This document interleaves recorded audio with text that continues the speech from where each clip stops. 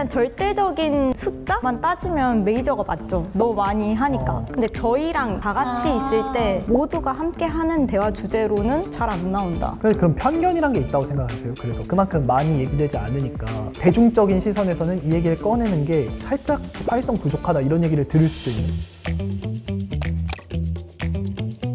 e스포츠를 사랑해주시는 팬분들의 함성 소리와 함께 시작하겠습니다. 대단하다. 제가 그런 생각이 들었어요. 문득 게임은 메이저일까 마이너일까, 혹은 e스포츠는 메이저일까 마이너일까. 이제 게임은 많이들 한다고 쳐도 e스포츠는 보는 거잖아요. 저 진짜 궁금한 거 있는데 모든 게임이 e스포츠가 아니에요? 중요한 질문인데요. 메이플 같은 건 e스포츠가 아니라서 그런가? 스포츠라는 말에 굉장히 주목할 필요가 있어요. 경기라는 거예요. 그러면 경기적 요소들이 갖춰져야 이거를 e스포츠라고 하는데, 상대방이 있고 내가 있어서 경기했을 때 승자라는 게 일단 발생을 해야 되고, 주최자가 상금을 걸어놓다든지 이게 직업적으로 이제 형성이 됐을 때 e스포츠라고 이제 한 거죠. 그래서 옛날에 저희가 했던 바람의 나라, 디아블로, 메이플 스토리 이런 것들은 e스포츠가 아니라 그냥 전자오락 이제 게임이었어요. 게임. MMORPG라고 정확히 했죠. 근데 이것이 이제 스타크래프트 같은 이제 경기성을 띠는 애들이 이제 주류가 되면서 이걸 스포츠처럼 만들 수 있지 않을까라는 고민이 아마 있었을 거예요. 그러면서 이제 진화를 시키면서 롤을 중심으로 돌아가는 e스포츠가 탄생하게 된 거죠. 스타크래프트 하시던 분들은 패러다임을 바꾸시던 분들이었죠. 이게 직업이 아닌데도 하셨던 분들이에요. 좋으니까. 얼마나 이 압력이 많으셨겠어요. 그래서 이묘한 씨가 아침마당 나가서 그 당시도 연봉이 뭐 1억이 넘었대요. 근데 그걸 이제 사회자가 그게 게임머니냐 1억이요? 네, 현금이냐 뭐 이런 질문부터 이해도가 정말 낮았던 그러니까. 이런 실현들이 10년 정도 오면서 산업이 점점 성숙해지고, 그래서 게임 학원도 있다면서요. 맞아요. 전공도 있죠. 그래서 어떤 그 연예인이 게임 학원에 데려가가지고 얘가 그 프로게이머가 되려고 하는데 어떻게 하냐 이렇게 하니까 게임을 4시간씩 시켜라 해서 애가 쉬고 있으면 너 왜 게임 안 하고 지금 놀고 있어, 일처럼. 빨리 일해야지 이렇게 했다는 거예요. 그거 듣고 프로게이머가 되게 올라오구나를 생각했는데 e스포츠가 그렇게 구별되는지는 몰랐어. 완전히 다르죠. 네. 그래서 저는 아까 말씀하신 것처럼 보는 게임, 하는 게임 구분해야 되고, 보는 게임이라는 큰 트렌드가 있어서 e스포츠라는 게 있다. 말씀하신 대로 스타크래프트, 리그 오브 레전드 이 두 개가 큰 축을 차지하고 있고, 스타크래프트 선수들이 그런 판을 잘 닦은 것 같아요. 보기 좋은 게임으로서, 보기 좋은 게임을 하는 플레이어로서 스포츠가 되기 위해서 시청자들을 어떻게 모을 것인가 이런 걸 고민을 많이 해왔고, 이제 리그 오브 레전드에 와서는 그 시청자들의 수가 충분히 잠재력이 있고 시장이 되겠다라고 판단이 되니까 이제 규모가 더 커진 거거든요. 그 규모의 커짐을 상징하는 게 페이커 선수라고 보시면 될 것 같아요. 근데 전 편견이 있었던 게 게임을 하는 사람이 본다고 생각했어요. 근데 그게 아니라고. 전혀 다른 것 같아요. 이게 조금 더 세분화해서 들어가면 결국 보는 즐거움으로서의 게임이잖아요. 근데 내가 e스포츠라는 어떤 공인된 기관 내에서 볼 필요는 없는 거잖아요. 개인 방송으로도 볼 수 있고. 그렇게 따지면은 게임을 아예 하지 않고 스트리밍만 볼 수도 있는 거라고 생각하거든요. 내가 좋아하는 사람의 플레이 영상, 게임 영상 보는 거. 뭐 저번에 저희가 언급했던 우악구님이라든가 그런 분들이 다 이런 기반에 있는 거거든요. 보는 시청자들을 만족시킬 수 있는 그런 방송을 하겠다. 애초에 유튜브를 키울 수 있던 산업 두 개가 게임하고 뷰티래요. 공중파에서 안 해주던 영역들. 그래서 옛날에 저희가 분석한 게 있는데, 남자하고 여자하고 시청 방식이 다르다가 있어요. 그래서 남자분들이 많이 계신 커뮤니티에선 유튜브 시청 방식이 어떤 서술어로 나타나는가 보니까 잘한다 라든지 구독하다 이런 게 있고요. 여자 같은 경우는 따라하다, 비교하다가 있어서 이게 딱 봐도 직관적으로 보여요. 이 스트리머들을 쫓는 남성분들과 뷰티 유튜버들을 참고하는 커뮤니티에서 나오는 그런 발화되는 언어들이 있어서, 남자분들은 게임을 잘하고 싶고 저 대상과 같이 즐기고 싶고 하니까 구독을 하는 거예요. 여자분들 같은 경우는 구독이란 단어가 비교적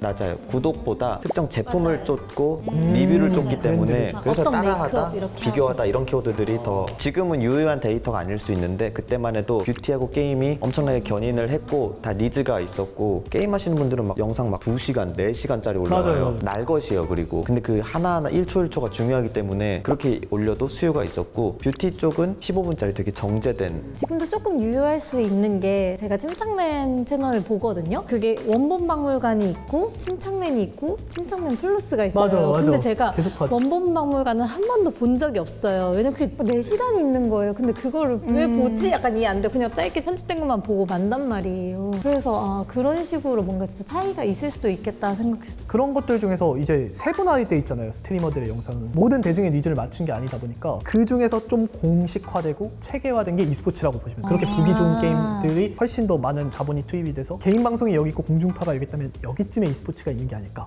이런 생각이 좀 들거든요.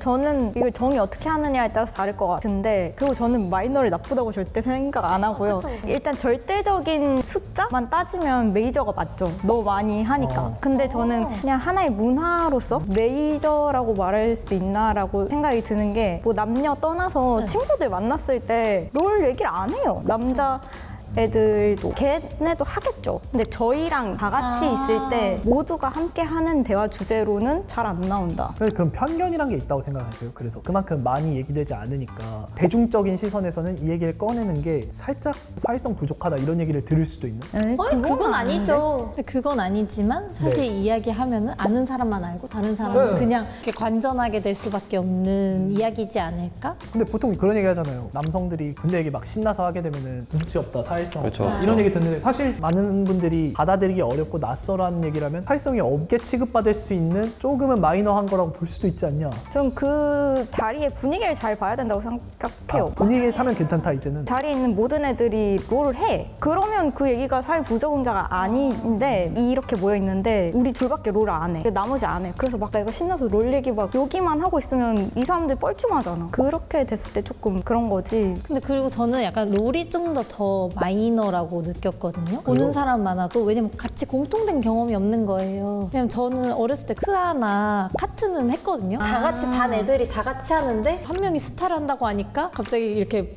분단되면서 얘네 놀 사람 놀고 우리 놀 사람 놀자 약간 이렇게 된 거예요. 근데 크아는 누가 말해도 다 약간 물풍선 알고 반을 아니까 그게 되는데 롤이나 이런 게 더 그런 거예요. 그래서 약간 마이너라고 느꼈어요. 어떤 장벽을 느끼게 되는. 저 같은 경우에는 뭐 요즘 잘 안 하지만 어릴 때부터 쭉 해왔고 만나면은 게임밖에 안 했고 만나는 장소가 PC방이었고 이제 어느 게임을 이제 안 하면서 회사를 이제 다닐 때 제가 회사 처음 왔을 때 그게 트렌드였어요. 집에다 PC방 만드는 거.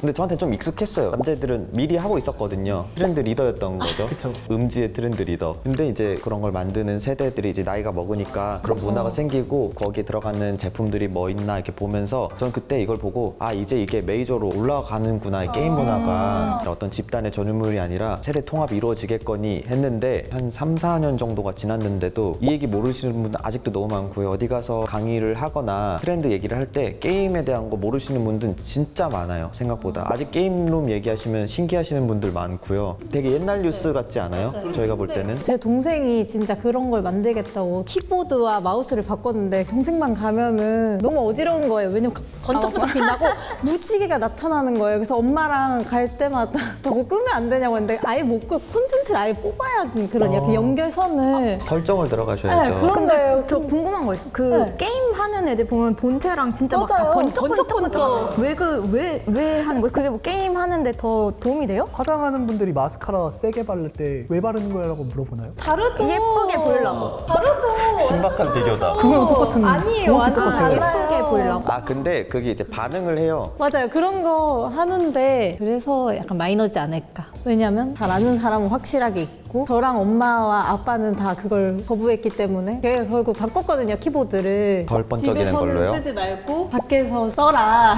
사회화당했다. 이런 거. 제가 들었을 때 이 질문은 가방 색깔 왜 그거예요랑 비슷한데요? 하지만 제가 가방을 야광으로 메고 다니진 않잖아요. 집안에서 가방을 야광으로 둘 수는 있잖아요. 제가 생각했을 때는 이 e스포츠라는 게 보는 콘텐츠로서 구분이 되잖아요. 예를 들면 저희가 브이로그 보는 거라든가 뷰티 유튜버 보는 거라든가 일반 스포츠를 볼 때도 다를 텐데 e스포츠, 보는 스포츠로서는 세 가지 특징이 있는 것 같아요. 공정한 경쟁, 진짜 젊은 세대들이 한다. 되게 실시간으로 소통을 한다. 이게 진짜 큰 것 같아요. 이게 디지털성이라는 게 아까도 제가 게임과 e스포츠를 구분했지만 e스포츠 내에서도 디지털성, 실시간성이라는 게 되게 중요한 게 훨씬 가깝게 느껴요. 예를 들면 저희 옛날에 연예인이라고 하면은 진짜 먼 존재들이잖아요. 근데 이 실시간 속 존재들은 계속 개인 방송으로 만나고 소통이 되고 하니까 되게 가깝게 있는 것처럼 느껴지고 e스포츠 선수들조차도 원래 스포츠 선수하면 되게 멀고 부자 같고 막 그런 이미지들도 있잖아요. 근데 되게 가깝게 느껴지고 그러다 보니까 이 참여자들이 되게 많아요. 예를 들면 게임 경기 컨텐츠를 해도 같은 컨텐츠 컨텐츠를 이 사람은 이렇게 해설하고 저 사람은 이렇게 해설하고 이런 게 엄청 판이 커진 게 좀 체감이 된다. 석하님 같은 경우에 게임에 초점이 있고 저는 e스포츠에 좀 더 얘기를 한다고 했을 때 e스포츠에서 어떤 플레이어가 중요하냐, 물론 프로게이머가 중요하고 직업으로 돈을 버는 사람들이 있잖아요, 직접적으로 중요한데 해설자가 진짜 중요하다. 밈을 만드는 사람들, 스토리를 만드는 사람들이다. 이 사람들은 사실 어떤 해설자가 만드는 컨텐츠가 없었다면 다소 공허하게 느껴질 수도 있을 거예요. 그분들의 어떤 경쟁처럼 느껴질 수도 있는데 해설자들이 이 경기를 나의 경기처럼 느끼게 만들고 내가 몰입하게 되고 내가 그 스토리에 공감하게 되고, 근데 그런 해설자들이 스토리를 만들어 주신 게 이제 크다 보니까 좀 이해가 많이 되지 않냐. 그리고 저는 개인적으로 그렇게 생각해요. 이분들의 화법, 말하는 방식 이런 거를 20대 특히 남성들이 많이 흡수하고 배운다. 이게 롤모델에 가깝다. 과감하게 일반화하자면. 저도 실제로 그랬어요. 제가 클라우드 템플러라는 해설위원님을 굉장히 좋아하는데 특징이 있으세요. 화법이 좀 장황하세요. 근데 좀 직접적으로 공격을 안 하세요. 두루뭉술하게 말씀하시는 방식을 택하고, 근데 뭐 비유 같은 것도 되게 찰떡 같은 걸 들어요. 조금 윗세대 남성들이 좋아하실 삼국지 비유 이런 거. 침착맨 저희 유행하잖아요. 침착맨이랑 비슷한 결이 있는 것 같아요. 그래서 일부러 그분의 화법을 따라하려고 애를 썼었어요. 종민 씨가요? 네, 그분의 비유. 와. 근데 그분이 그런 해설이나 이런 쪽으로는 탑인 분이에요? 현재는 그런 것 같아요. 많은 분이 좋아하는? 근데 전 그런 편견이 있었거든요. 제가 이때까지 생각했던 게임 방송, 해설해주는 방송, 소리 지르고 욕하고 막 엄청 맞아. 옛날에 근데 좀 그랬잖아요. 맞아요, 그런 거 있어요. 그런 걸 아무래도 이제 게임을 많이 하는 남자들이 많이 보니까 안 좋은 영향을 미치지 않을까라고 생각을 했었거든요. 근데 오히려 지금 놓고 보면 진짜 오히려 탑에 있는 거는 소리 지르고 욕하고 이게 아니라 오히려 화법이 되게 소통하고. 그래서 이게 차이가 있는 것 같아요. 일반 게임과 공식화된 e스포츠는 조금 차이가 있다고 생각되는 게, 일반 게임 방송들은 사설 방송들이니까 주제가 없잖아요. 근데 공식 e스포츠는 어쨌든 기관에 있고 방송사도 있었고, 그러다 보니까 여기서는 이제 욕을 안 하고 되게 깔끔하고 클린하게 진행하고 그들이 되게 문화를 만들어주고 음지에 있던 걸 진짜 양지로 끌어주고 이런 게 강했는데, 이제는 그 사람들도 개인 방송을 다 조금씩 하거든요. 해설자로서의 이 사람과 개인 방송이었어의 이 사람이 다르다고 하면은 그래도 우리가 해설자로서 이 사람을 봤으니까 기대하는 게 있을 거 아니에요. 그게 여기로 넘어가서 아, 개인 방송인에게 있어서도 과격하고 이런 것보다는 조금 클린하고 이런 화법이 각광받고 있는 게 아닐까. 그게 제 편견이었던 것 같아요. 자극적이게 해야지 더 좋아할 것이다. 네, 보는 맞아요. 사람들이. 그렇지 않은, 물론 이제 밈이 이게 어렵잖아요. 사실 너무 자극적이지 않으면서도 재미는 있어야 되고 프로페셔널인 거예요. 진짜 해설자 일 하시는 분들이 옛날에는 이런 게 직업일 거라고 생각을 못 하셨다는 분들도 계셨어요. 이를테면은 되게 공영방송 어떤 면접 같이 보러 다니시면서 해설자 일을 하고 있었는데 붙었는데 어느 날 가기가 싫더래요. 여기 이게 이 일이 너무 재밌어서. 근데 이분을 너무 많은 분들이 사랑해 주시니까 이 일을 진짜 오래 하게 되고, 그래서 이분도 이제 많은 게임이 거쳐가니까 스토리나 밈이나 이런 거를 훨씬 더 잘하시게 되셨잖아요. 그래서 아, 이분이 컨텐츠를 완성시킨 사람이다. 게임을 하는 플레이어가 있고 이분들이 컨텐츠를 해석을 해주고 스토리를 짜주면 우리가 그걸 봄으로써 완성이 되는. 월드컵 해설하시는 분들도 선수들이긴 하지만 좀 먼 존재라고 느껴지거든요. 근데 그분들이 좀 저희와 가까운 거리에 있는 그런 사람이라고 느껴지는 게 있는 것 같아요. 조금 더 가까이서 볼 수 있고 좀 우리랑 친한 형들인 것 같고요.